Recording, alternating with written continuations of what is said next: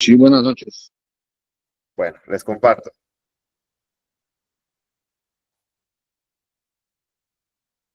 Hola, buenas tardes, buenas noches, ya, ¿verdad? Buenas noches, pastora. ¿Cómo están? Buenas noches. Bien, pastora, ¿y usted? También, gracias a Dios. Con un clima muy fresquecito.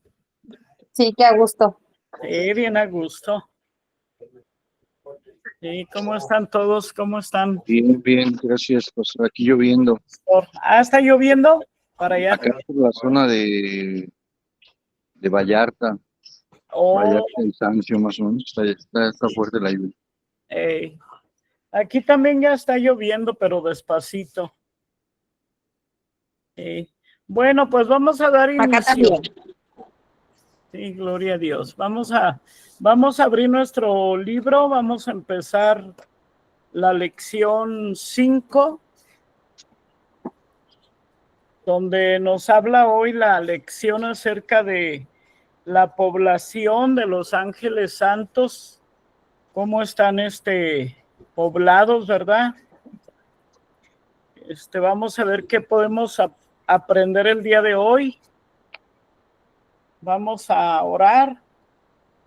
Te damos gracias, Padre, por este día, Señor, porque nos permite, Señor, escudriñar tu palabra, Señor, estudiar acerca de tus santos ángeles, Señor. Te damos gracias, te pedimos que nos des revelación, que nos enseñes, Señor, que esta clase sea de mucho aprendizaje para cada uno de nosotros, Señor.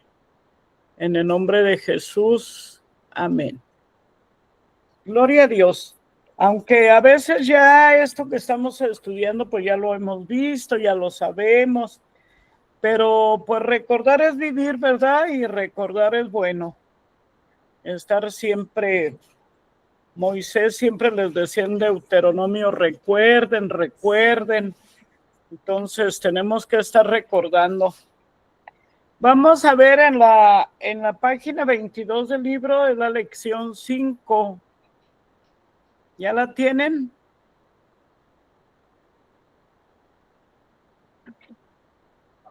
A ver, permitir. Es una alumna, pero no sé dónde. Yo le pongo. Alguien se quiere unir.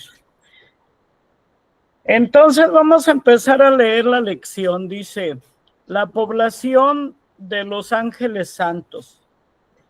A diferencia de los seres humanos, los ángeles no procrean.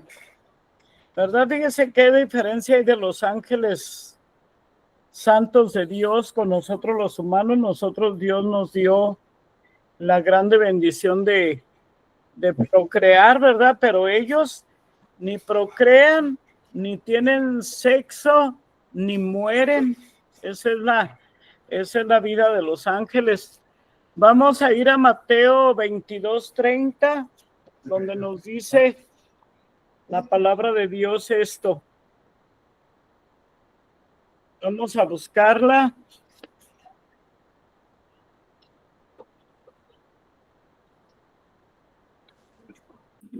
Yo lo tengo. Dice, Ya, a ver, ¿qué dice? Dice, en la resurrección las personas no se casarán ni serán dadas en casamiento, sino que serán como los ángeles que están en el cielo. Sí. Porque en la resurrección las personas ni se casarán, ni se darán en casamiento, sino que serán como los ángeles. O sea, los ángeles no hay ángeles masculinos y femeninos, no hay, no tienen, no se multiplican de la misma manera que nosotros, ni mueren, ¿verdad? Dice, la población angélica se fijó en el momento de la creación de Dios, no siendo así necesario un censo periódico.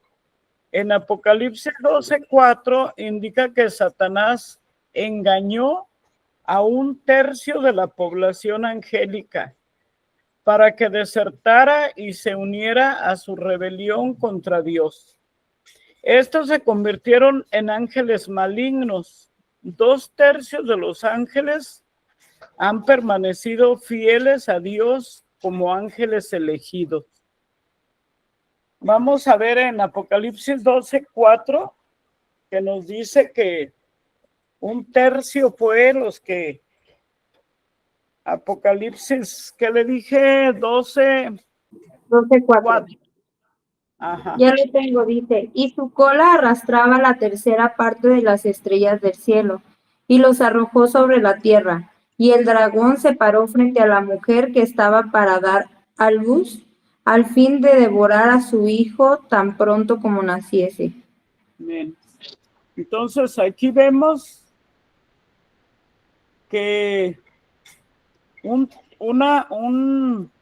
la tercera parte, 1/3 de los ángeles se rebelaron. Por eso la palabra de Dios nos enseña que son más los que están con Dios, son más los que están con nosotros que los que están los malos, ¿verdad? Qué bonito, a mí eso me hace pensar en el arca de Noé, cuando Dios le dio la orden de subir 7 parejas de animalitos buenos y nada más 2 parejas de animalitos malos. Así también tenemos que pensar que aquí en la tierra, aunque veamos todo tan mal, tiene que haber más personas buenas que malas, ¿verdad? Eso estaba yo pensando ahorita que andaba leyendo esto. Dice, ¿dónde me quedé? Los que quedaron se convirtieron en ángeles, la tercera parte de en ángeles malignos. 2/3 de los ángeles han permanecido fieles a Dios como ángeles elegidos. Primera de Tesalonicenses 5:21.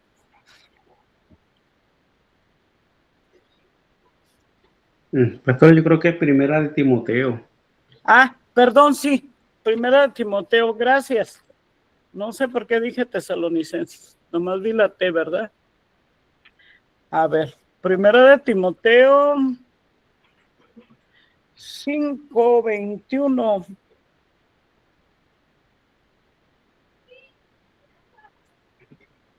Que esos ángeles se convirtieron en los elegidos de Dios, siendo más, ¿verdad? Ellos.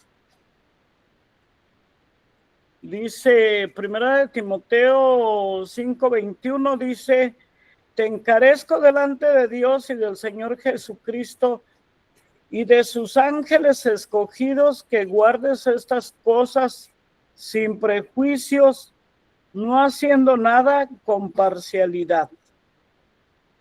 Aquí está, estos santos ángeles son los elegidos, ¿verdad?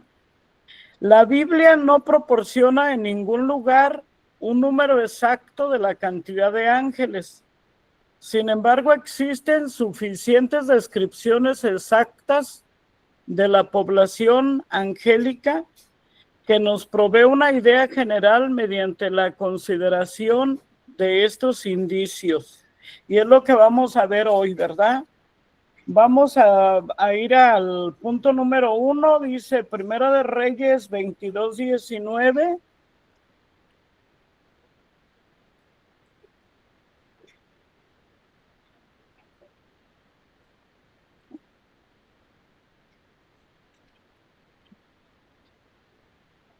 Primer libro de Reyes 22:19.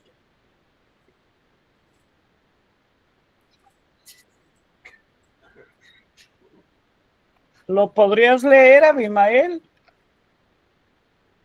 Para que participemos todos. Primera de Reyes 22:19.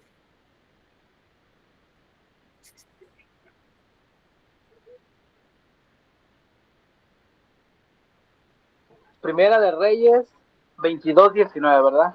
Ajá.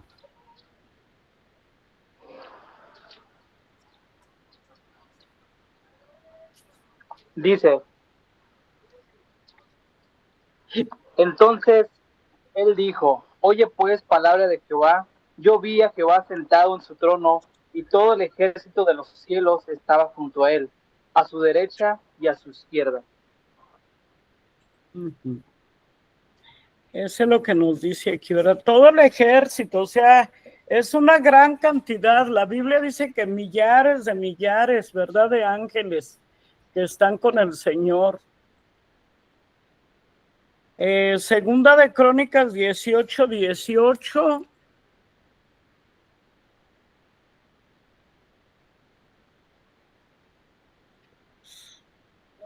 Ahí ella está pidiendo entrar, ¿o no? No, no hay entrado. Lo que estoy viendo. A ver. Segunda de Crónicas 18:18. Yo lo tengo.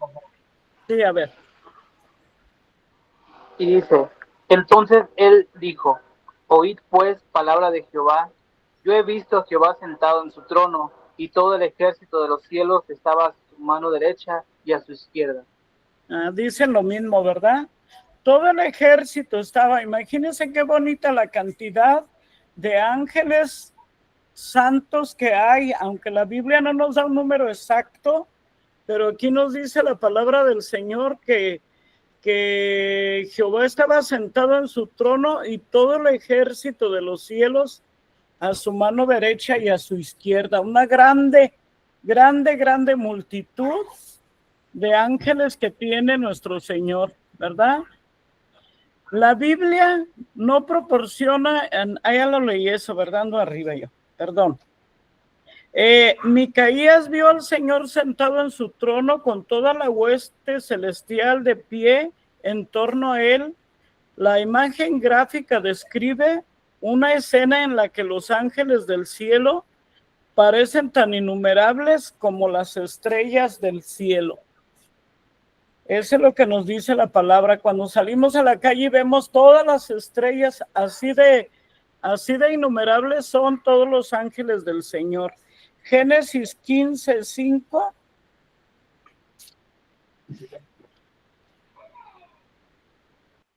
Ya lo tengo. Ya lo tengo, pastora. A ver, ¿quién lo lee? Dale. Ok. Dice, luego el Señor lo llevó afuera y le dijo, mira hacia el cielo y cuenta las estrellas, a ver si puedes. Así de numerosa será tu descendencia. Así como Abraham, ¿verdad? Dios le dijo que las contara. Si nosotros nos salimos a contar las estrellas del cielo, tampoco podemos contarlas. Ese es el grande número de ángeles que tiene el Señor a su lado, ¿verdad? Ángeles que están al servicio de los herederos de la salvación, ángeles que están al servicio de Dios. En Job 38:7.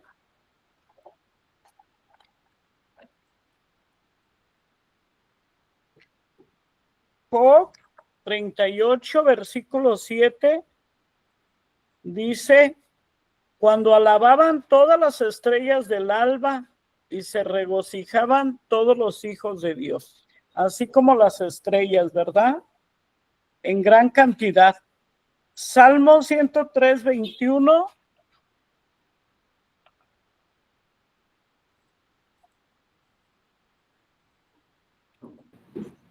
Dice, bendecid a Jehová vosotros todos sus ejércitos, ministros suyos, que hacéis su voluntad.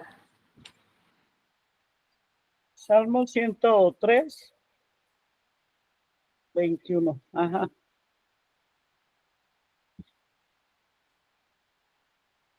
Bendeciré a Jehová a ustedes todo su ejército. O sea, un grande ejército, ¿verdad? Que tiene Dios de ángeles. Tenemos que tener en mente y en el corazón que son más, solamente un tercio se desobedeció a Dios, se rebeló, pero son más los ángeles que están con el Señor. Dice, una noche el ángel del Señor mató a 185,000 soldados asirios del ejército de Sennacherib, lo que obligó al rey a batirse en retirada derrotado. esta ¿qué dice? Ratio de manzana magnífica la fuerza de un solo ángel. En el punto número 3 habla de Daniel en la visión, dice, en la visión de Daniel de la sala del trono de Dios, él también vio a millares y millones de ángeles. Daniel 7:10.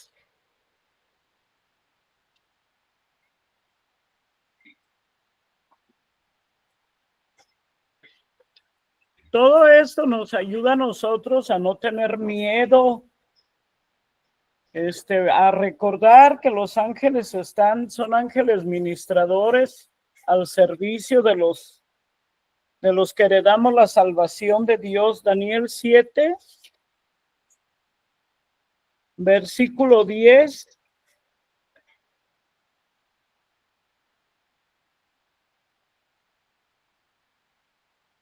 Se lo leo yo, dice, un río de fuego procedía y salía de delante de él, millares le servían y millones de millones asistían delante del juez. Se sentó y los libros fueron abiertos. Ese día, fíjese qué bonito el día que los libros sean abiertos, millones de ángeles van a estar ahí presentes, ¿verdad? Eso se me hace a mí tan bonito estudiar esto. Yo hace rato que estaba viendo mi clase, digo, Señor, el estar estudiando todo esto nos debe de fortalecer nuestra fe, de pensar que no estamos solos, porque muchas veces atravesamos por situaciones complicadas, pero a lo mejor,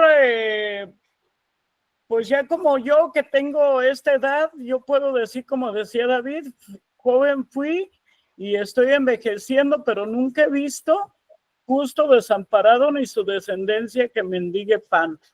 O sea, siempre Dios tiene a esos ángeles para ayudarnos, para socorrernos, nos pasan problemas, pero no nos da más de lo que podemos soportar el Señor.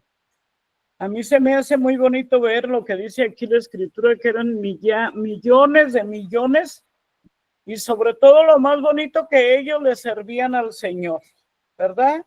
En esta visión de Daniel, él ve esto, vio millares y millones de ángeles.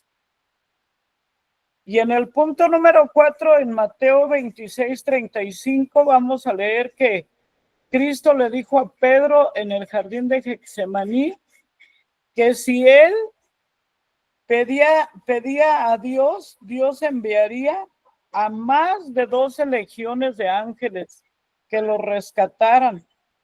Ese cálculo arrojaría un total aproximado, fíjese de qué, de 6,000 soldados o de 6,000 ángeles por legión. Imagínense, multiplicando los 12, es decir, al menos 72,000 ángeles llegarían a ayudar al Señor si él le hubiera pedido al Padre.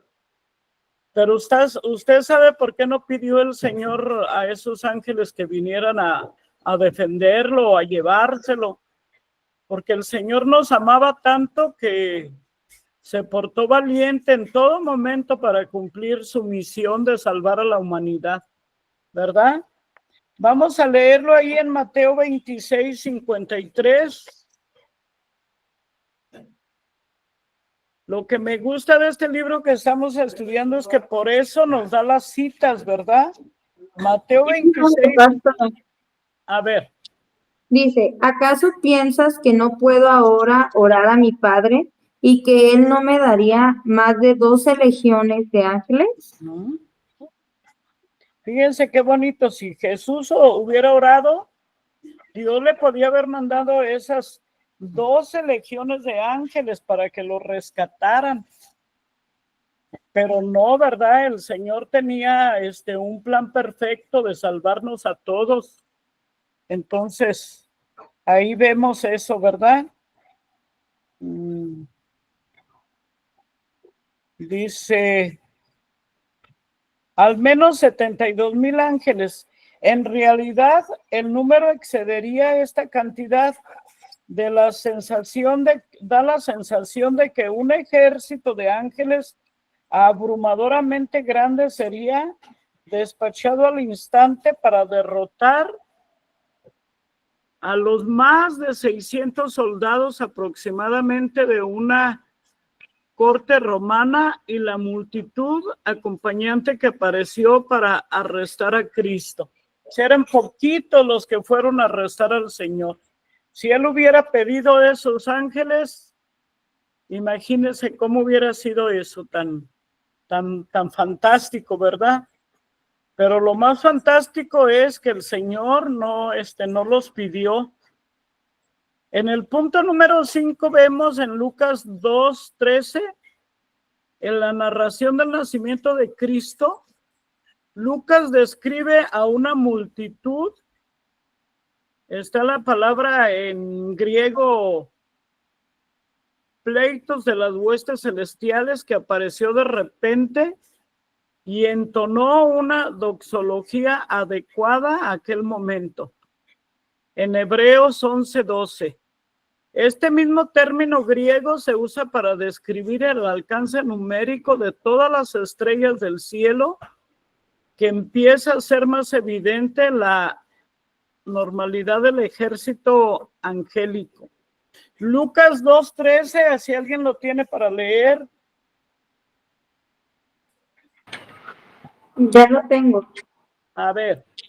Dice, y de repente apareció con el ángel una multitud de huestes celestiales que alababan a Dios y decían, gloria a Dios en las alturas y en la tierra paz, buena voluntad para con los hombres. Eso es lo que nos dice Lucas, ¿verdad? En esta narración. Una multitud de ángeles, ¿verdad? Y en Hebreos 11:12, a mí se me hace muy bonito porque este libro que estamos estudiando te da todas las citas para que tú veas qué es lo que nos enseña la palabra de Dios. Es bíblico.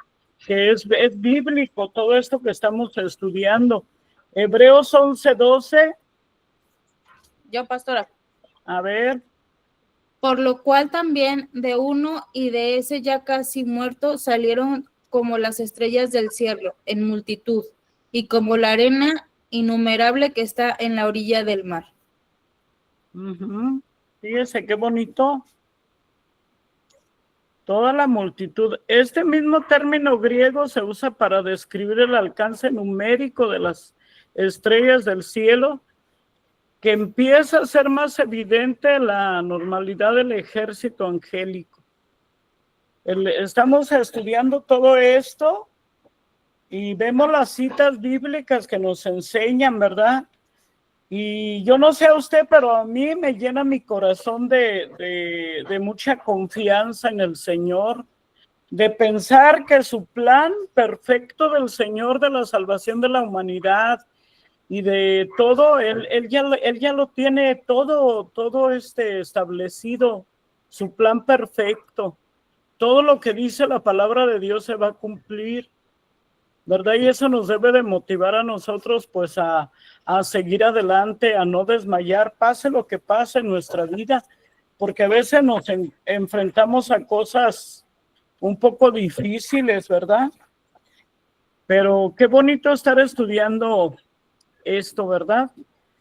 El punto 6 dice que en Hebreos 12:22, el escritor de Hebreos describe el tamaño de la corte angélica del cielo como incontables también, fíjese.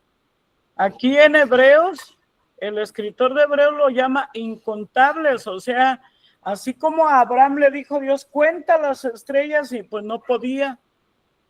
Es como si nosotros quisiéramos contar también la arena del mar.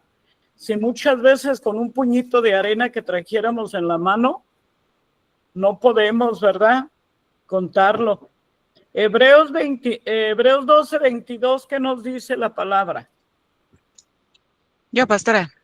A ver. Sí, que os habéis acercado al monte de Sión, a la ciudad del Dios vivo, Jerusalén la celestial, a la compañía de muchos millares de ángeles. Muchos millares de ángeles, ¿verdad? Incontable, o sea, no podemos contar. ¿Ya? Pues imagínense, si no podemos contar los ángeles. Que vaya bien, ¿eh? Sí. Por favor, apaguen sus ¿Calmó un micrófonos. poco?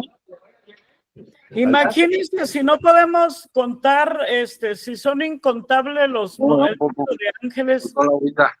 Y imagínense todas las generaciones de seres humanos que han vivido aquí en la tierra. Imagínense cómo será de grande el reino de nuestro Dios.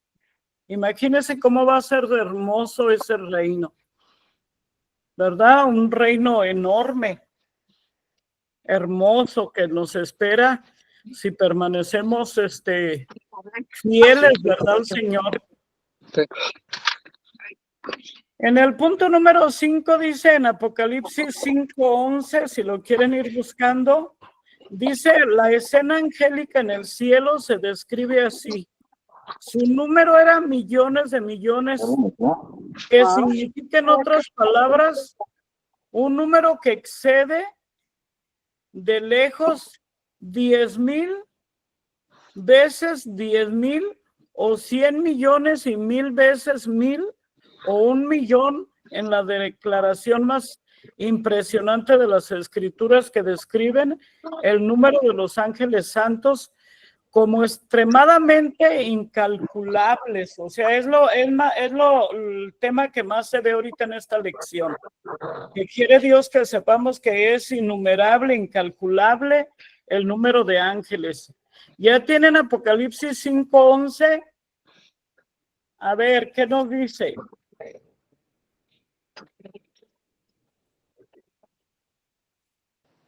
Amén. A Dice ver. Apocalipsis 5:11.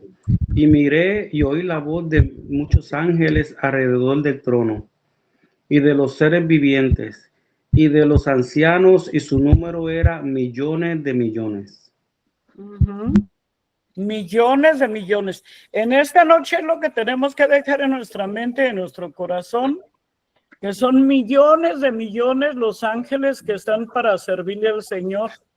Pero también pensemos en un momento, si el Señor tiene en el cielo millones de millones a su servicio, de ángeles buenos, de ángeles que le son fieles, puede pensar por un momento el grande amor de Dios para hacer la humanidad. O sea, ¿para qué hacía el humano si él ya estaba ahí, tantos millones de ángeles? Esto me hace pensar a mí que por eso la palabra de Dios dice que Dios es amor. Es tan enorme el amor en el corazón de Dios que por eso creó a cada ser humano. No podía contenerse ese grande amor que le hizo crear el cielo, la tierra, todo lo que vemos, ¿verdad? Eso nos dice ahí en el 7 la palabra de Dios. Dice, la población de ángeles santos es obviamente el doble que la de los ángeles malignos. No se revela el número de ellos, por lo que debe de trascender nuestro entendimiento. Sobra decir que no hay carencia de ángeles a disposición de Dios para materializar su voluntad y rendir una adoración y una alabanza adecuada a su Creador. Pero fíjese, este tema lo lleva a uno a pensar cosas mucho más grandes. Si el Señor tiene todas las 24 horas del día, esta multitud de ángeles adorándole de día, de noche, imagínense cuánto amor tiene hacia nosotros, imagínense cuán importantes somos para el Señor los cristianos, en que Él cada vez que nos reunimos, 2 o 3 en su nombre, Él viene a estar con nosotros, yo me imagino que esa adoración de los ángeles ha de ser mucho más bonita que la adoración que nosotros le damos. ¿O usted qué opina? Yo pienso que los ángeles cantan hermosísimo. Aquí uno ya ve, yo le digo por mí porque ahí se me van las notas pero fíjese qué bonito cuánto amor de que él deja cada vez que se reúne su pueblo aquí en la tierra. Los domingos cuando nos reunimos, normalmente es a las 11 de la mañana. El Señor deja nuestro Señor Jesucristo deja esa adoración de ángeles y baja a escuchar tu adoración. O sea, eso es que Dios nos da un valor a la iglesia, nos da un valor muy grande para Él. Pues, ¿qué le puedo decir yo? Pues gozamos la sangre del Señor, ¿verdad? Eso es lo que nos dice ahora. Esta lección estuvo muy pequeña. Me gustaría, si usted tiene algo que comentar en cuanto a esto que estudiamos, algo que aportar para enriquecer más la clase, si tiene algún versículo que apoye o algo que quiera comentar.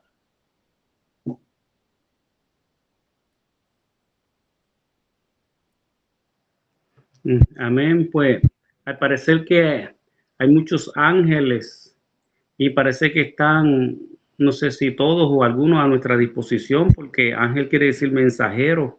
Ajá. Entonces parece que están para ayudarnos de alguna forma. Están para ayudarnos. Y para librarnos. Yo escucho muchos testimonios de personas ángeles que los han aparecido y han librado a algunas personas de la muerte y después la persona no está. Entonces dicen, no, ese fue un ángel porque luego estaba, lo ayudó y después no está. Como un hermano ahí que dio un testimonio que era camionero. Hey. Y el camión se viró de lado y alguien lo sacó del camión. Y cuando él miró no había nadie, esa persona se fue. Entonces, qué bonito. Sí, el hermano, se me olvidó cómo se llama, era hace muchos años atrás, pero él daba ese testimonio de que alguien lo sacó del camión porque se estaba incendiando, algo pasó. Entonces, cuando buscó dónde estaba la persona, se fue enseguida. Sí. Entonces, también hay dice muchos testimonios muy bonitos. Yo una vez leí un testimonio de unos pastores que estaban comiendo en un restaurante a orilla de una carretera de Estados Unidos muy grande. Yo no conozco Estados Unidos, pero decía ahí en la historia que son avenidas hasta de 5 carriles, o sea, enormes, ¿verdad? Yo no conozco, no tengo la dicha de conocer, pero leí ese testimonio que ellos estaban comiendo y el niño de 7 años se fue al baño con su hermanita y cuando regresa la hermanita sin el hermano le dice, ¿tu hermano? No, pues yo pensé que estaba aquí, y salen corriendo a buscarlo y lo encuentran a orilla de esas avenidas tan grandes, sentadito ahí a la orilla, sentadito con sus piernitas juntas, y lo agarra la mamá y le dice, hijo, y le dice al niño, no me puedo mover porque alguien vino y me ató las piernas y me sentó aquí. Fíjese qué bonito. ¿A quién hizo eso? Pues un ángel. O sea, los ángeles ministradores están al servicio de los herederos de la salvación, están para ayudarnos. Claro que tenemos que saber que no los podemos invocar, que no los podemos adorar, porque el único que se invoca es Dios. Ni consultar. El único que se consulta es Dios. Pero sí, este estudio nos quiere llevar a que tengamos este conocimiento de que no estamos solos, ¿verdad? De que están los ángeles para ayudarnos. Así como todos esos ángeles estaban dispuestos a venir a rescatar a Cristo para que no lo arrestaran, así también están para ayudarnos. Si algunas veces no nos ayudan, no nos sacan de las cosas que estamos, es porque ¿sabe qué? Es lo que conviene, es lo mejor. ¿Verdad, Pastor Irán? Qué bonito testimonio. Yo quiero decir algo Hey. que me pasó a mí, y fue algo así como súper sobrenatural, porque yo todas las mañanas oro y sí le pido a Dios, manda tus ángeles que me cuiden. Sí. Y siempre, o sea, es mi oración. Entonces, esa vez iba bajando las escaleras del tren pues son escaleras muy, muy altas. Entonces Ajá. me tropecé y me fui, o sea, me fui, o sea, y de muy alto, porque fue de las escaleras desde arriba. Entonces Y yo dije, ya, o sea, no, aquí ya, quedé, ahí. porque me fui así completamente de lleno y de repente sentí como antes de caer me levantaron. O sea, fue como si haya flotado. Fue algo muy, todavía recuerdo esa sensación y fue como muy bonito porque fue de que yo iba para el suelo y Ajá. solamente sentí cómo me regresaron. Entonces yo le digo a mi esposo, que, o sea, no hay otra explicación más que haya sido un ángel el que vino a ayudarme, porque fue algo muy, muy sorprendente, pues, como lo sentí. Sí, sí creo yo. Sí, pues aquí vemos, Quiero ¿verdad? Que comentar son... algo también. Ana, ¿qué quieres comentarnos, hija? ¿Pastora Ana o Pastor Pastora Leo? Ana. Hola, ¿cómo está, pastora? Un testimonio también. Un chico de la iglesia, una familia, platicaban sobre su esposo ha sufrido situaciones diversas de estar en el hospital. Inclusive en una ocasión estuvo en coma y nos estaban platicando que en una de esas ocasiones duró mucho tiempo en coma y que en uno de los hospitales uno de los médicos le dijo, él va a estar bien, no te preocupes, le decía a su esposa. Y pues sí, o sea, se lo encontró primero en la Cruz Verde y luego coincidió que volvió a ver a esta misma persona en el civil, porque lo trasladaron por el tiempo que ya llevaba internado. Pues resulta que sale de la revisión en el civil y le dice, no te preocupes, ya va a despertar. Así le dijo el médico. Y dicho y hecho, ese mismo día en la tarde despierta, buscaron al médico porque no lo, o sea, lo habían visto ya repentinamente al mismo médico, pero nunca supieron el nombre. Nunca lo encontraron.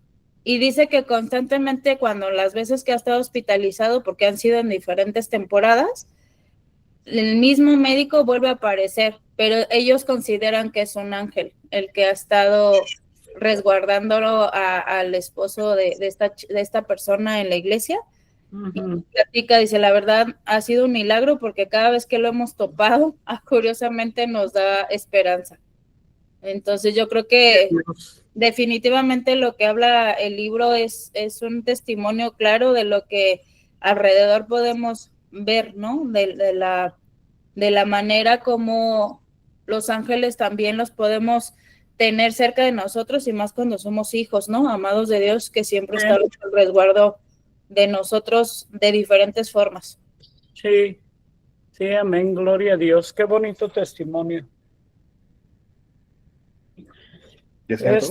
Pues si alguien quiere decir algo más o damos por terminada esta lección, estuvo chiquita.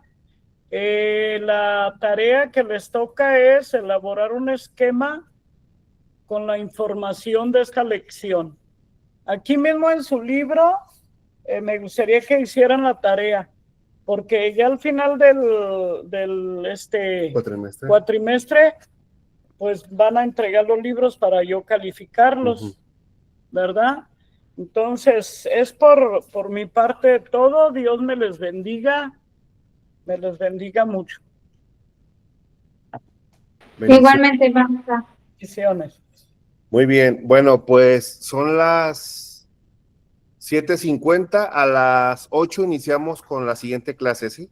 Tenemos 10 minutos para que se preparen un café o tomen agua o se levanten al baño y ahorita a las 8 continuamos. En este mismo enlace, no tienen que salirse, aquí continuamos en 10 minutos, ¿sale? Gracias, pastor. Yo creo...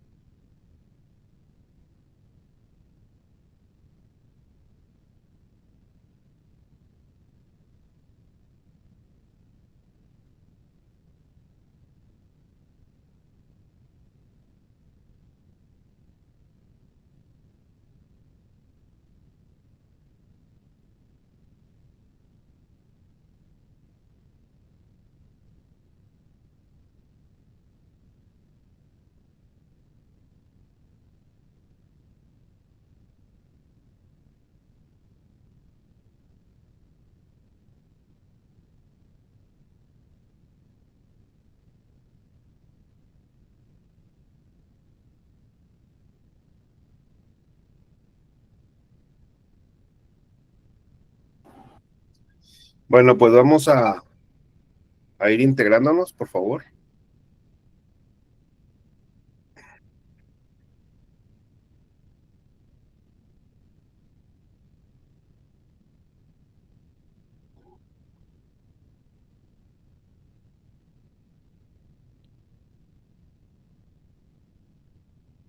Bueno, en lo que se van integrando los demás, voy a hacer un breve resumen de lo que vimos la clase pasada.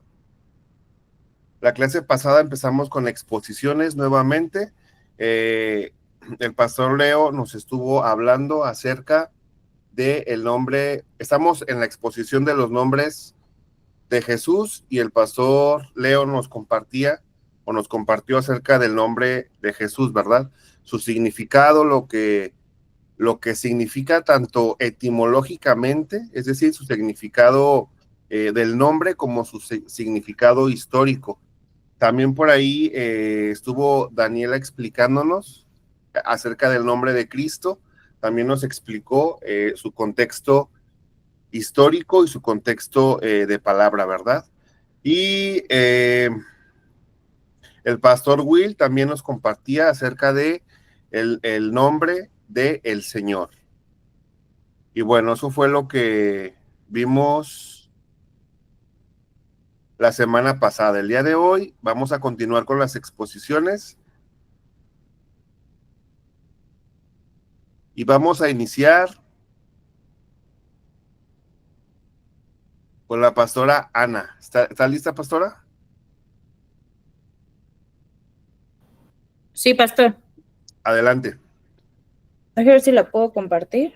Sí, y si no, me lo mandas al WhatsApp y lo compartimos, aunque ya deberían.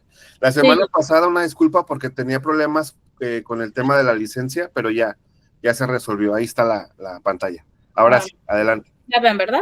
Sí. Sí, ok. Bueno, ¿se escuchan a mis perros? Es porque están inquietos por el agua, ¿verdad? Ok. Ok, vamos a empezar con la presentación. Déjenme ver si la puedo hacer cómo se presenta.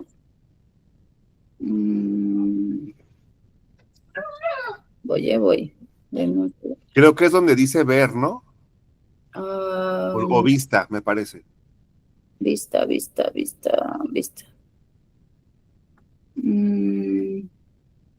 No, es que se parece de otra. Quiero verlo como, pero no me deja. No sé por qué. ¿Para verlo en pantalla completa? Completa, ajá. Pero no sé por qué. No. Aquí está ya. Ok. Ahí está. Ok, me tocó a mí otros nombres del Señor Jesucristo, así es como aparece en el libro. Entonces, dice, muchos nombres fueron usados en la Biblia, cada uno de ellos fueron usados en tiempos diferentes para finalidades comunes. Y hay un párrafo que me gustó y dice, Jesús a veces usaba nombres que desafiaban a la gente que preguntase quién era él realmente. Por ejemplo, uno de los versículos en Mateo 16:15, que dice, ¿quién dice que soy yo? En Mateo 16:15. Y luego uno de los nombres que aparecen en la lista es Jesús, que significa el Señor salva. Cuando el ángel anuncia a José que María daría luz al Salvador, se revela como un nombre personal con propósito divino. En el libro de Mateo 1:21, ya en un segundo nada más deje que abre mi Biblia. Ya. En Mateo 1:21 dice, y dará luz al Hijo y se llamará su nombre Jesús, porque él sabrá a su pueblo de sus pecados. Seguimos. Cristo el Mesías, que significa el ungido, reconocido por los discípulos como el esperado de Israel. Pedro lo declara en Cesarea de Filipo. En el libro de Juan 1:41 nos dice, Este halló primero a su hermano Simón y les dijo, hemos hallado al Mesías, que que tradució es el Cristo. Luego en Mateo habla del mismo texto, en Mateo 16:16. Y dice, respondió Simón Pedro y dijo, tú eres el Cristo, el Hijo de Dios viviente, que es parte de la cita que nos habla. Emmanuel, que es Dios con nosotros, profetizado por Isaías, y citado en el nacimiento de Jesús, refuerza la idea de encarnación divina. En Isaías 7:14 nos habla que dice, por tanto, el Señor mismo os dará señal. He aquí que la Virgen concebirá y dará a luz al Hijo y se llamará su nombre Emmanuel. En Mateo hacen la misma, una confirmación también, en el libro de Mateo 1:23, y dice, he aquí una virgen concebirá y dará luz a su hijo y se llamará su nombre Emmanuel, que traducido es Dios con nosotros, que al final es lo que mismo que nos está hablando.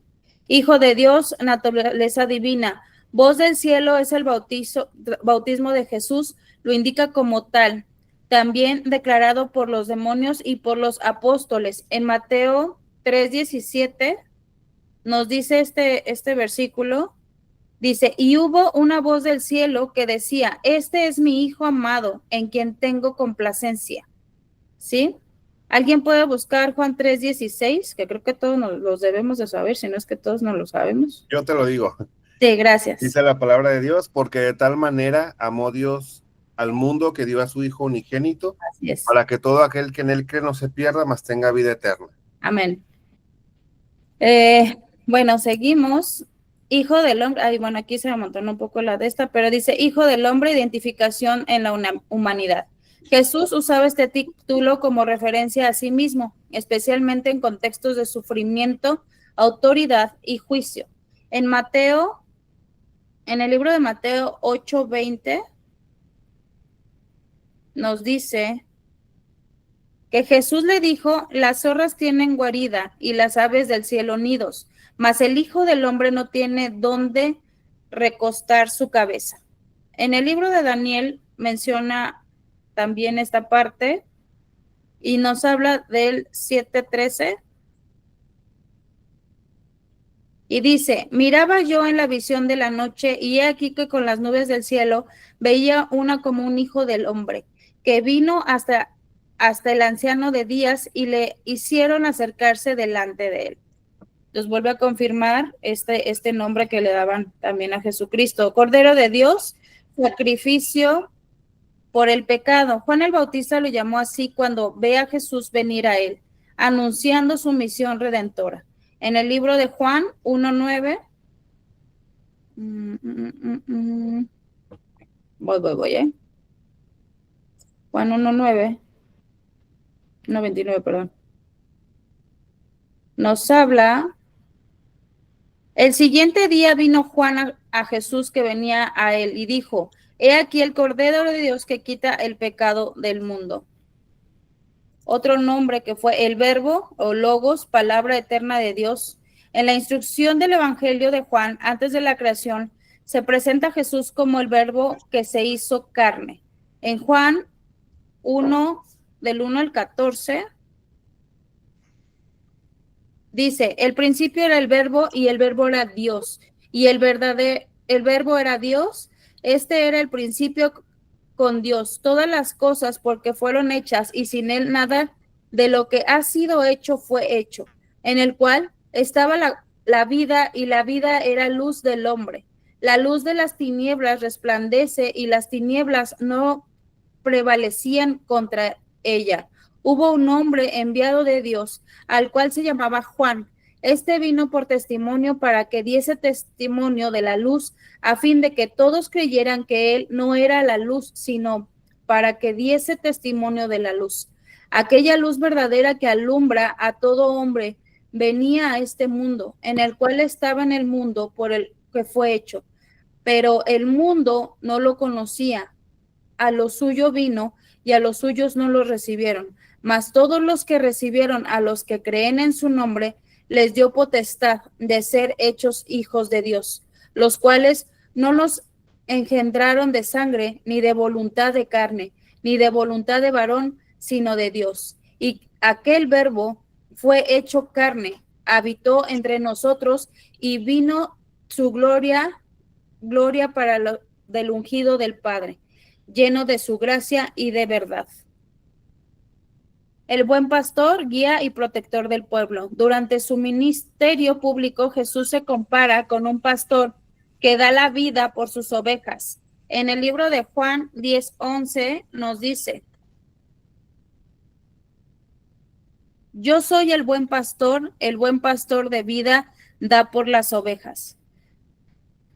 Luego seguimos con otro de los nombres, es el camino, la verdad y la vida, exclusiva de salvación. Es la última cena. Jesús responde a Tomás que él es el único camino al Padre. En el Juan 14:6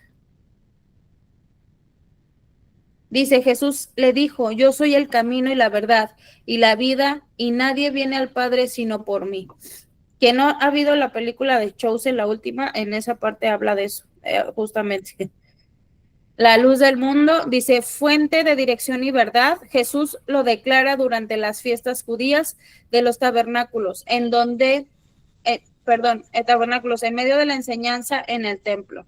En el libro de Juan 8:12 dice: otra vez Jesús les habló diciendo: yo soy la luz del mundo, el que me sigue no andará en tinieblas, sino que tendrá la luz de la vida. Otro nombre, Rey de Reyes y Señor de Señores, autoridad suprema. Aparece en la visión apocalíptica de Juan, mostrando a Cristo victorioso sobre todo poder terrenal. En el libro de Apocalipsis 19:6 nos habla de esta parte y dice así, dice: y en su vestidura y en su muslo tiene escrito el nombre de Rey de Reyes y Señor de Señores. Alfa y Omega, principio y fin. En el libro de Apocalipsis, Jesús se presenta como el Eterno, desde el principio hasta el fin. En el libro de Apocalipsis, en el versículo 22:13, y dice: yo soy el Alfa y el Omega, el principio y el fin, el primero y el último. El Santo de Israel, pureza divina, usado en profecía mesiánica y luego referido a Jesús por el apóstoles tras la resurrección. Isaías 41.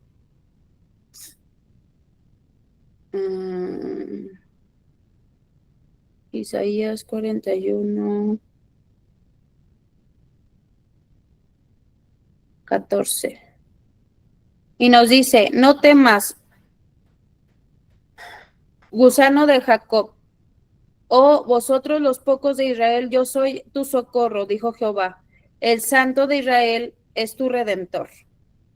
En Hechos 3:14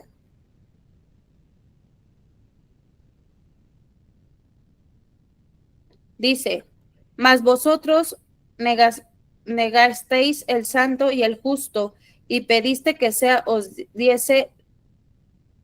os diese un homicida. Amado, objeto de amor divino, título usado por Pablo para enfatizar la aceptación que tenemos por medio de Cristo.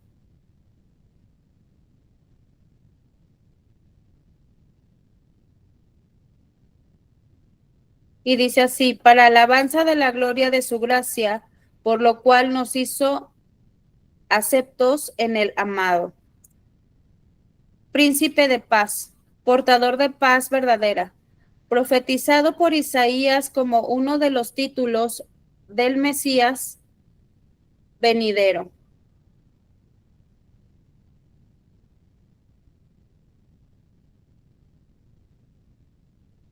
Dice: porque un niño nos nacido, hijo nos es dado, y el principado sobre sus hombros, y su llamado su nombre admirable, consejero, Dios fuerte, Padre eterno, príncipe de paz. León de la tribu de Judá, aparece, dice fuerza, autoridad real.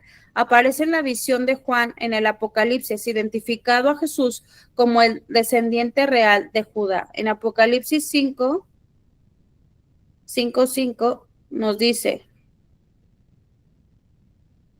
y uno de los ancianos me dijo, no llores, he aquí que el rey, que el león de Judá, la raíz de David, ha vencido para abrir el libro y desatar sus 7 sellos.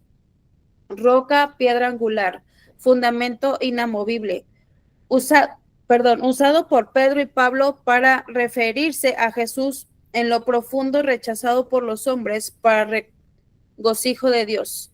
Pedro 2, primera de Pedro, 2:6, y dice: por lo cual también contiene la escritura, he aquí pongo a Sión la primera piedra angular, escogida, preciosa, y el cual creyendo en él no será avergonzado.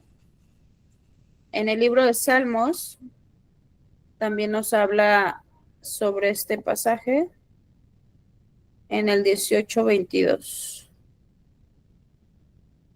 Y nos dice: pues todos sus juicios tuvieron delante de mí y no por apartado de sus estatutos. Ay, no, perdón, era 118, perdón. 118:22. Dice: la piedra que se desecharon los edificadores, he venido a ser cabeza del ángulo, Salvador, Redentor y Librador, proclamador por ángeles a los pastores de la noche del nacimiento de Jesús.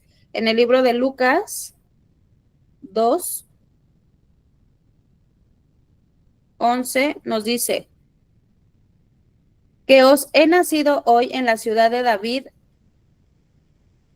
un Salvador, que es Cristo el Señor. Justo, el justo, sin pecado, perfecto en justicia. Título usado por el apóstol para testificar la inocencia y justicia perfecta de Jesús. En el libro de Hechos 3:14. Ay, perdón.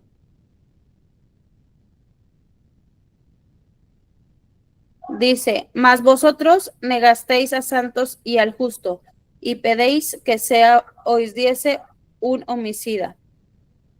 El mediador, intercesor entre Dios y los hombres. Pablo lo presenta como el único puente entre el hombre caído y Dios santo.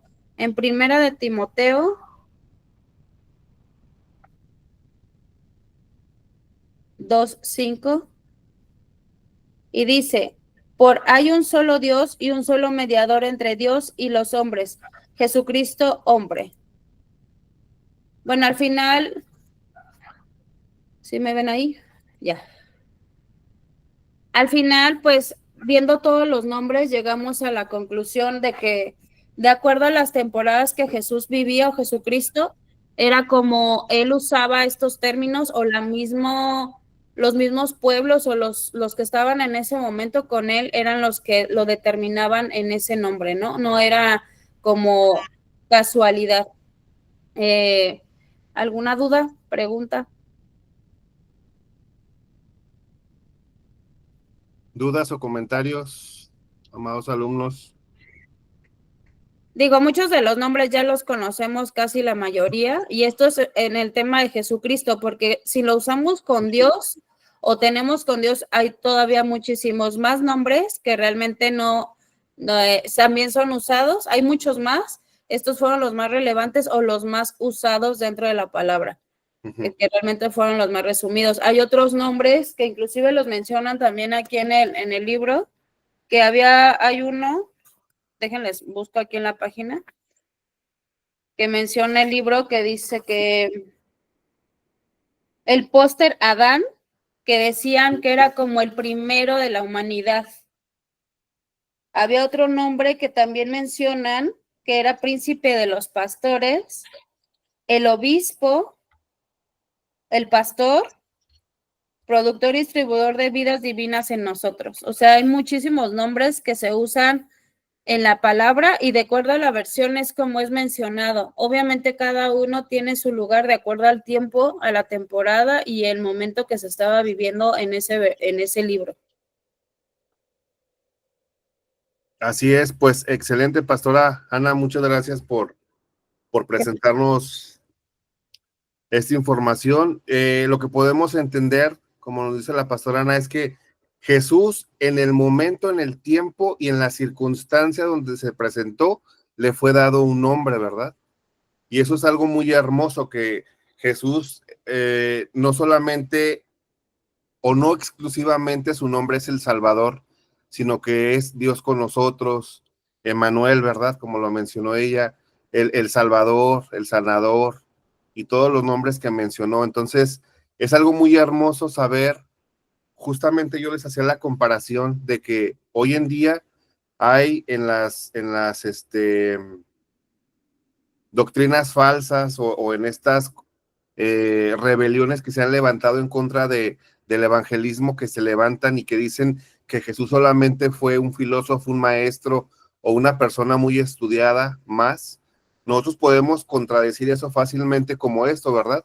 Que por ejemplo, los dioses falsos que existen en todas las sectas o en todas estas filosofías solamente tienen un nombre y un significado porque solamente hicieron algo en concreto.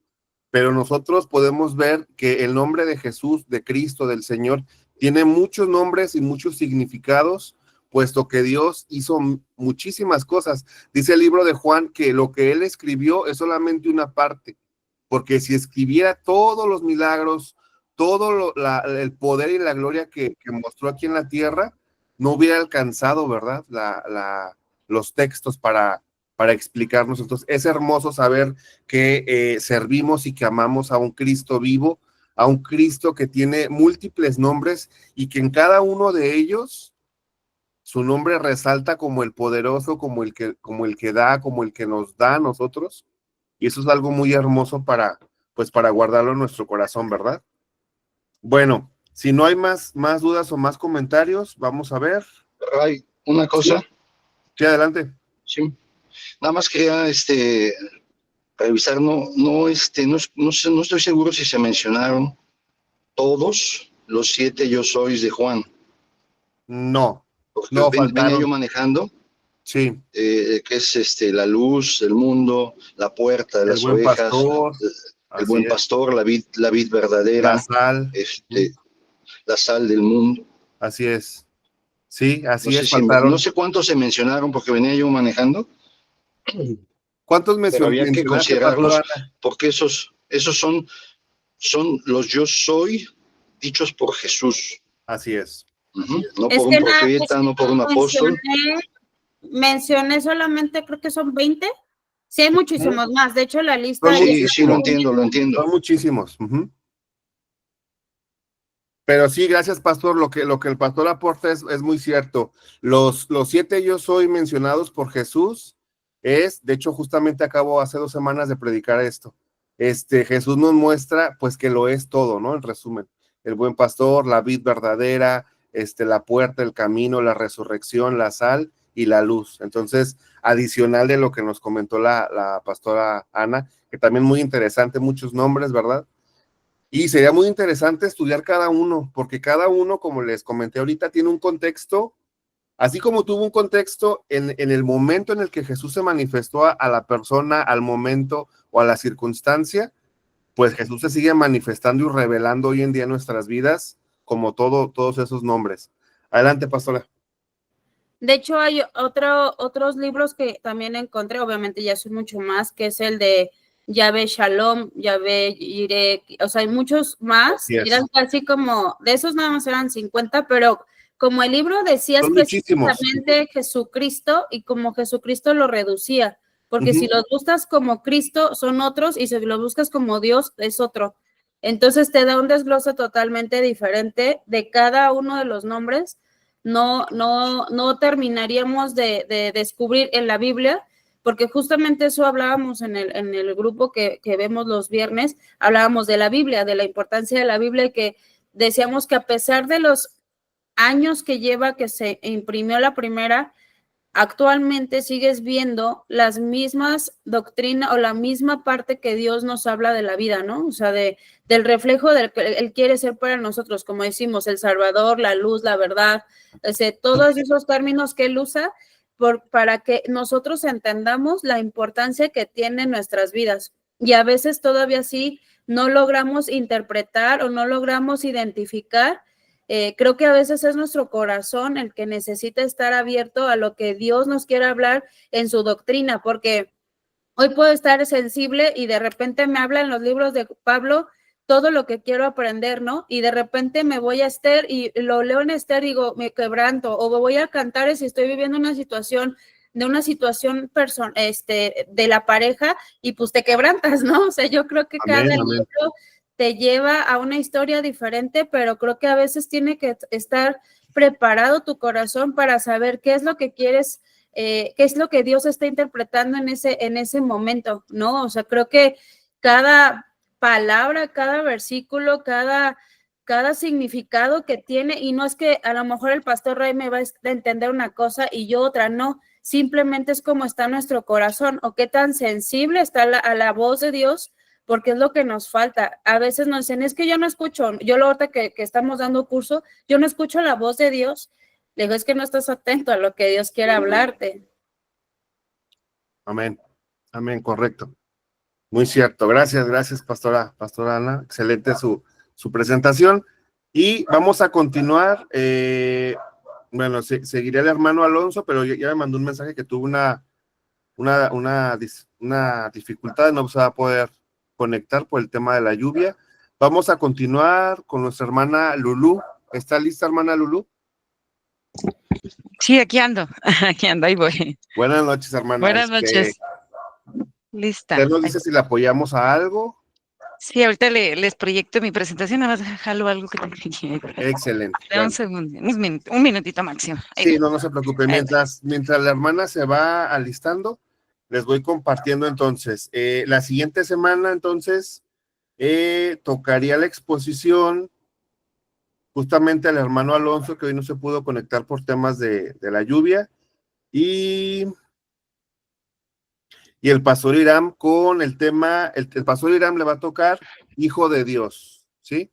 Ahorita, pastor, si gusta, al final le digo cómo podemos hacer la exposición. Entonces, siguiente semana, pastor Irán con el tema Hijo de Dios, y el hermano Alonso con Jesús es llamado hombre, ¿sí? Y ahora sí, hermana Lulú, cuando usted decida. A ver, nada más que a ver si me deja compartirla en pantalla completa, porque no podía. De hecho, ya no la estaba compartiendo. Ajá. Pero estaba en Ahí está. Ahí está. Adelante. Okay. ¿Me sacó él? ¿Perdón? No, les digo que perdón porque los dejé a la mitad y me sacó de la clase. Ok. Ok, miren, a mí me tocó el tema de Jesucristo, verdadero hombre. En un aspecto específico, y crucial, la verdadera humanidad de Jesucristo, y más precisamente en los elementos que integran esta naturaleza humana. A menudo, cuando pensamos en Jesús, destacamos siempre la divinidad, lo cual está correcto, pero es igualmente vital entender que Él fue plenamente humano, con una naturaleza completa como la nuestra. Eso es como el título o lo que a mí me decía como intro. ¿Qué significa verdadero hombre?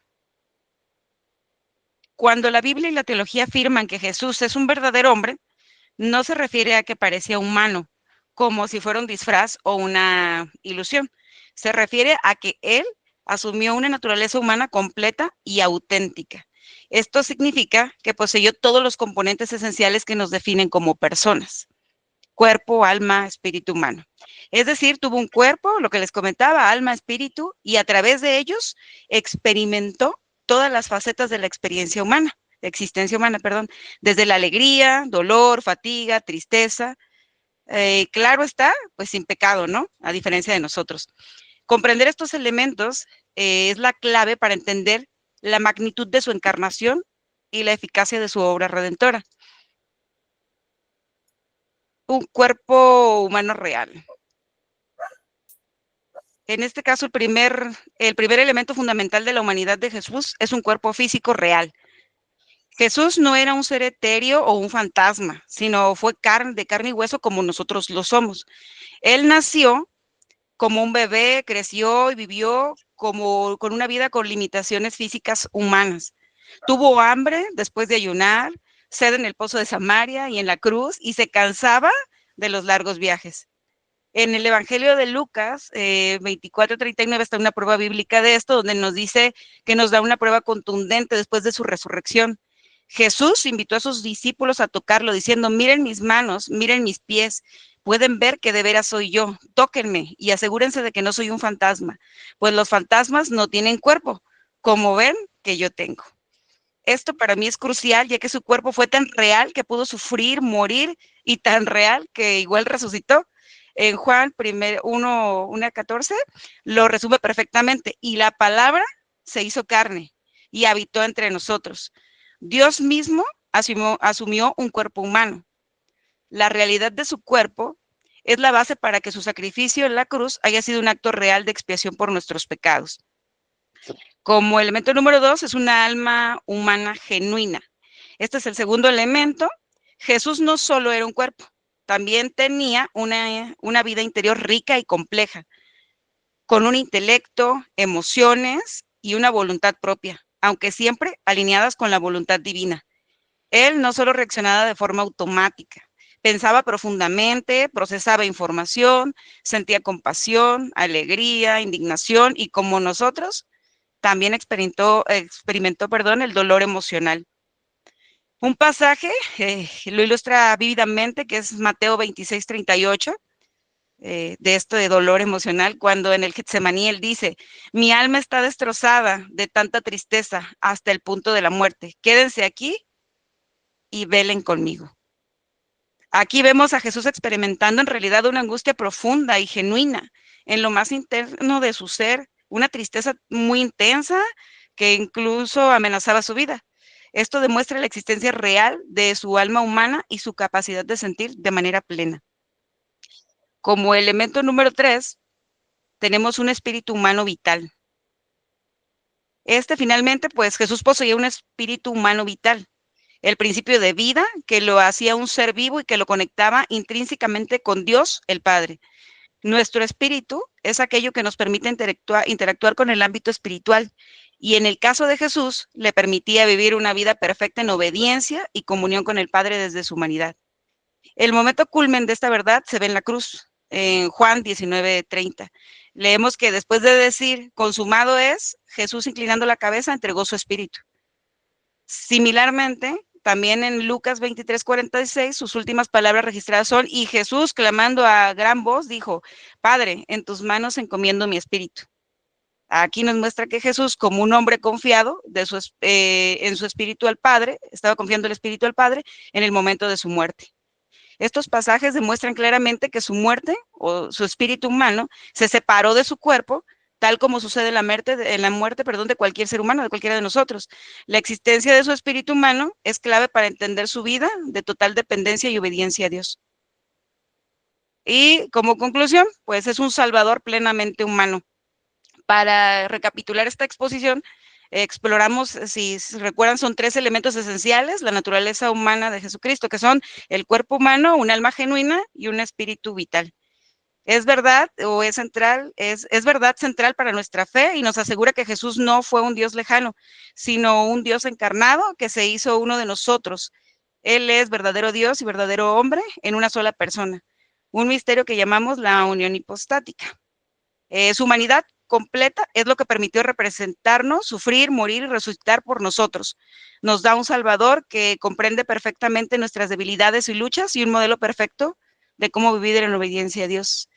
Y lo que impacta en nuestra fe, como una segunda conclusión, es la comprensión profunda de entender su humanidad enriquece nuestra fe, que es un Salvador cercano, ya que comprende nuestras debilidades, y es un modelo perfecto, ya que es un ejemplo de obediencia a Dios. Y me arrojaba toda esta exposición cuando la estuve organizando, porque ya la tenía desde la semana pasada, es esta pregunta reflexión: cómo el comprender estos elementos de la humanidad de Jesús enriquece o profundiza nuestra, o en este caso mi fe, en Él y en su obra. Y por ahí yo llegué a ciertas conclusiones en ese análisis, ya cada quien puede sacar las suyas. Digo, a mí me sirvió para esta pregunta de reflexión, y yo puse que profundiza en nuestra fe porque nos revela un Dios cercano, empático y completamente cualificado para ser nuestro Salvador y Señor. Nos permite también, o me permite relacionarme con Él como un ser divino todopoderoso, sino también como un hermano que caminó por el mismo sendero de la experiencia humana, pero de forma perfecta, a diferencia de nosotros, para abrirnos el camino de regreso a Dios. Y su verdadera humanidad no disminuye su divinidad, sino que la hace aún de más asombro. Y eso es todo lo que Excelente. tengo. Pastor. Excelente, hermana Lulú. Bueno, creo que una exposición muy interesante y que nos deja más preguntas, ¿verdad? Obviamente preguntas con respuestas. ¿Por qué la naturaleza de Jesús era el ser humano? Bueno, porque justamente como nos compartió ahorita nuestra hermana Lulú, justamente me gustó esa palabra, para ser empático con nosotros, para conocer el proceso del cual cada uno de nosotros hemos pasado o hemos vivido. ¿Cuántos de nosotros no nos hemos sentido tristes, enojados, frustrados, con situación de ansiedad? Todo esto Jesús lo pasó en la tierra, ¿verdad? Leemos muchas citas en la Biblia donde nos comenta justamente, y Jesús lloró, y Jesús tuvo ansiedad, y Jesús se molestó, ¿verdad? Cuando vemos que están ahí los vendedores en el templo vendiendo los animalitos para el sacrificio, Jesús se molesta porque están haciendo del templo un mercado, ¿verdad? Entonces, Jesús, ahí podemos ver un Jesús humano con emociones, y justamente esto nos sirve, amados alumnos, para entender que Cristo me entiende, Jesús me comprende, Jesús sabe perfectamente el sentimiento que yo estoy viviendo en este momento, y Él me puede ayudar porque Él ya lo vivió. Eso es lo hermoso, de entender que tenemos. ¿Puedo decir algo? Sí, adelante. Justo a mí me pasó cuando me diagnosticaron cáncer. Yo tenía como todas mis emociones y yo estaba llorando, estaba muy triste. Entonces, pues los hermanos de la iglesia me decían, no, es que, o sea, si estás triste es porque no tienes confianza en Dios. O sea, me decían así como varias cosas que me hacían sentir como culpable de sentirme mal por la situación que estaba pasando. Y en eso me acuerdo que yo pues quería llorar y empecé a llorar y se me vino justo ese pasaje, Jesús lloró. Entonces dije, ok, si Jesús siendo Dios, hombre, lloró, ¿qué me espera a mí que soy un simple mortal? Entonces sí, es como esa empatía que te recuerda a Jesús. Hey, relájate, o sea, llora, siente, son sentimientos, porque luego es como malo, ¿no? Sentirte triste es malo, sentirte enojado es malo, entonces es esa empatía, y me gustó mucho la exposición de Lourdes, la verdad, estuvo muy bonita. Sí, gracias, Dani, por tu comentario. Y sí, como dice Dani, sí es cierto. El ser humano a lo largo de su vida vive emociones, situaciones y eventos que definitivamente debemos de vivirlos, porque podemos ver que Cristo también los vivió, los experimentó, y Él fue un ser que siempre en la tierra mostró su sentimiento. También una cita que se me pasó ahorita a mencionar, cuando muere Lázaro, que dice la Biblia, le comentan, ¿verdad? Que tu amigo lleva 4 días muerto, ¿verdad? Y dice ahí que Jesús se sintió muy mal. Hubo un sentimiento de decir, mi amigo partió, ¿verdad? Y podemos decir, ¿cómo si él sabía que más adelante lo iba a resucitar? Bueno, debemos entender que Jesús siempre vivió el presente, es decir, aún él sabiendo que tenía el poder y autoridad divina, él sabía y él vivió cada momento para poder entendernos. Entonces, cuando nosotros llegamos a tener una pérdida de un ser querido, por supuesto que nos vamos a sentir mal, y es válido llorar, y es válido poder estar 10, 15, 20, 30 días, un mes, un año, porque también es bíblico, lo podemos leer en el Antiguo Testamento, como Abraham, cuando muere su esposa, dice la palabra de Dios que vivió su duelo, ¿verdad? Entonces es válido vivir los procesos, pero siempre tomados de las manos de Cristo, quien experimentó como ser humano los procesos. Gracias, Dani, por compartir esa esa experiencia. Muchas gracias. Venga, profe. A ver, ¿quién más quiere comentar? A ver, por ahí levantó la mano. Yo, pastor. Adelante, adelante. Yo creo que lo que decía un poco Daniela, y tiene, creo que parte de lo que voy a decir yo, a veces nosotros como personas mortales no somos tan empáticos como Jesús. Llegamos a ser muy duros, inclusive con nosotros mismos. Yo lo noto conmigo, obviamente, pero también lo noto con otras personas con las cuales convivo en la congregación, y de verdad a veces somos tan duros con nuestro corazón, con nuestra vida, con darnos una identidad que Jesús no quiso darnos. O sea, nos flagelamos de verdad. Y creo que a veces nosotros, como llevando esa batuta como pastores, tenemos que sanar. Nos ha tocado ver pastores inclusive dolidos del alma, dolidos del corazón, donde no han podido sanar, y no es porque no entiendan el evangelio, es por su relación más profunda con Jesús. Entonces, yo creo que en ocasiones nos queremos hacer como esas coberturas como de tortuga, que no pasa nada, pero por dentro nos estamos quebrando. Entonces, creo que ahorita yo que he estado más cercana con más personas que están conociendo el evangelio de la palabra de Jesús, nos damos cuenta que de verdad a veces se dicen cosas tan duras que digo, de verdad, Jesús, eso piensas de él, y le empezamos a orar y declaramos sobre sus vidas. Digo, es que Jesús no piensa nada de eso de ti, pero nosotros somos duros. Entonces no entendemos esa parte de esa identidad, porque Jesús no quería eso para nosotros. Jesús por eso en su palabra muchas veces dice, eres amado, eres bendecido, porque sí, Jesús lo decía, y él era empático y era amoroso con nosotros. ¿Por qué nosotros somos tan duros en ofendernos, en decirnos cosas que nos afectan, no? O eres débil, o no eres... Fe. Ajá. Te falta fe, no crees. Y no te digo que no vas a tener temporadas como dice Daniel, o sea, habrá temporadas en que Jesús también se quebrantó y también tuvo sus tiempos de dolor y sus tiempos que no estaba como, que igual como nos pasa a nosotros cuando él dice, Señor, que sea tu voluntad, pero que sea la que yo quiero que tú seas, ¿no? Y yo creo que él también al Padre le preguntaba lo mismo, aunque le dolía en el alma, decías, bueno, está bien, es tu voluntad y la voy a aceptar, pero en ocasiones es bien difícil que realmente acepte uno la voluntad de Dios, aunque te duela. En su momento a lo mejor uno no lo entiende, pero cuando lo entiendes y pasa un tiempo, dices, este plan era el que él tenía, no era igual que el mío, pero era mejor el de él. Entonces eso es lo que a veces no entendemos, y me encantó, Lourdes, felicidades por tu presentación, muy buena y muy concreta y muy atinada con el tema. Muchas gracias. Gracias. Sí, definitivamente, pastora. Vamos a escuchar a Magda, también quiere comentarnos algo. Buenas noches, hermana, bendiciones. Buenas noches, primero gracias por enviarme el diploma, no me lo esperaba, mi cuñado me trajo el diploma, muchas gracias. Y pues me gustó también el texto bíblico que viene ahí, y referente a lo que se está hablando de la falta de empatía y todo eso, es muy triste, pero es algo que viene en la Biblia, ¿verdad? Que al final de los tiempos el corazón de muchos se enfriará. Pero también es bien cierto que en la Biblia dice que hay tiempo para reír, hay tiempo para llorar, que hay un tiempo para todo. Pero también en la Biblia dice, yo dije un día, ¿por qué antes yo no vi este texto? Porque cuando a mí me dijeron una vez, ya no llores, yo les hubiera podido decir, en la Biblia dice, bienaventurado el que llora, porque él será consolado. Amén. Entonces, es aparte de lo que decía también la hermana Ana ahorita, una de las cosas que ella decía al respecto de que muchas veces juzgamos duramente y cosas de eso.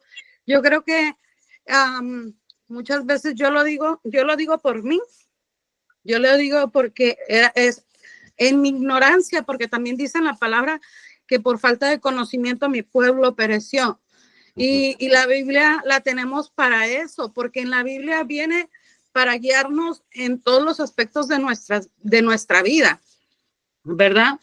Y yo creo que en la Biblia dice que o sea, juzgamos, pero cuando ya aprendemos de la palabra, bueno, al menos yo, como le digo, yo lo pongo aplicado a mi vida, que ahora yo digo, yo tengo que tener cuidado, porque de la manera que yo juzgue, yo voy a ser juzgada.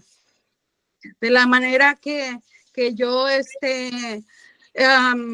yo pida, si yo le pido al Señor, mira, hazme justicia, yo mejor pido misericordia. Amén. Misericordia, porque hasta si uno pide justicia, le va a alcanzar a nuestros seres queridos, a los que tenemos más cerquita, que nos han herido y que muchas veces son los que nos hieren más. Yo creo que cuando uno empieza a aprender más de la palabra y empiezas a meterte más profundo, tú vas aprendiendo de la manera en que tienes que tenemos que ser, en verdad, tener mucha sabiduría y pedirle sabiduría al Señor de qué manera obrar, de qué manera actuar. Y también dice en la palabra que de la manera que nosotros tratemos a los otros, dice en la palabra, hazlo como si lo hicieras para mí. Que cada una de las cosas que nosotros hagamos sea como que si las estamos haciendo para el Señor, ¿verdad? Y pues ya no me sigo alargando porque hay mucha tela por donde cortar, pero es un poquito Gracias. de lo que se está compartiendo, ¿verdad? Gracias, hermana, por compartirnos. Yo creo que sí, como ministros tenemos justamente también lo que hemos estado hablando ahorita, ¿verdad? Tenemos que ser empáticos y tenemos que entender que el dolor humano a veces, hay pastores que dicen, es que una persona no puede maximizar un dolor o maximizar una pérdida, le falta fe, es pequeño en la fe, aunque tiene 20, 30 años, lo vemos que es inmaduro. No, yo creo que todas yo como les digo en mi iglesia, el ser humano no está preparado, el cuerpo humano no está preparado para perder. Yo les digo en mi iglesia, si usted pierde una moneda de 10 pesos, usted la va a buscar, va a barrer, va a mover muebles por encontrar esos 10 pesos. Y aunque alguien venga y le diga, mira, ya no te preocupes, está en 50, usted va a tomar los 50 y va a seguir buscando su moneda, porque esa moneda de 10 pesos a usted le costó trabajar por ella.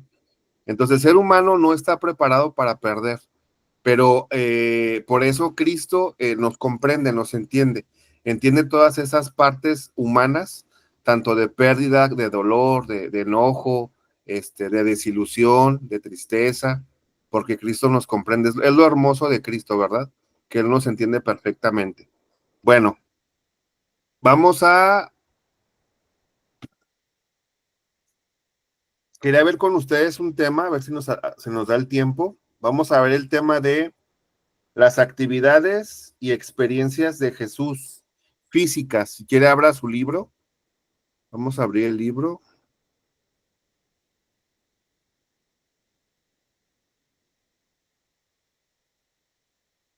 Si alguien tiene la página, que me la comparta. Me parece que es la lección 12, ¿verdad? ¿Qué título dijo, profe? Actividades y experiencias de Jesús. Ah, no, entonces no es esa. Jesús A ver. verdadero Dios, no.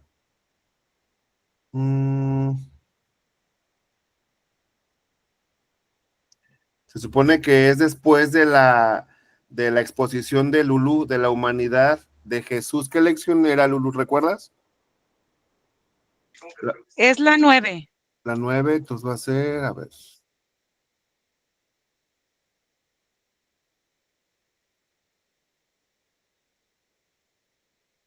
Es que la 9 dice Jesucristo verdadero hombre y la 10 dice la misma, pero es como parte 2.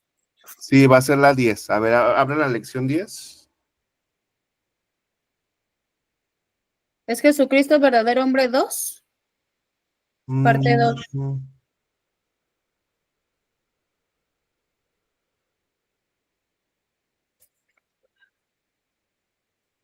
No, estos ya son otros temas, no. Bueno, es que este tema que les coloco viene después de esos, pero, a ver, déjenme ver. Pastor, ¿no será en la página 91 que dice actividades realmente humanas, ya que Jesús... Ah, no, pero no creo que tampoco es. Sí, yo creo que sí, a ver, ¿cuál es? Puede ser, pues página 91, pero es parte de lo mío, pero dice algo parecido, que es actividades realmente humanas. Sí, es ese, a ver. ¿Sí? Sí, nada más que... Mi libro digital no lo abre. Déjenme abrir el otro formato.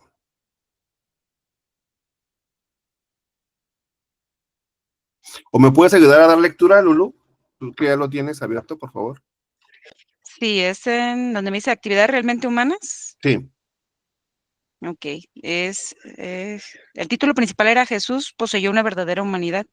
Ujú. En la parte B dice actividades realmente humanas, ya que Jesucristo padeció hambre, sed, cansancio, sueño, miedo, tristeza, llanto, sufrimientos físicos y morales y muerte cruenta.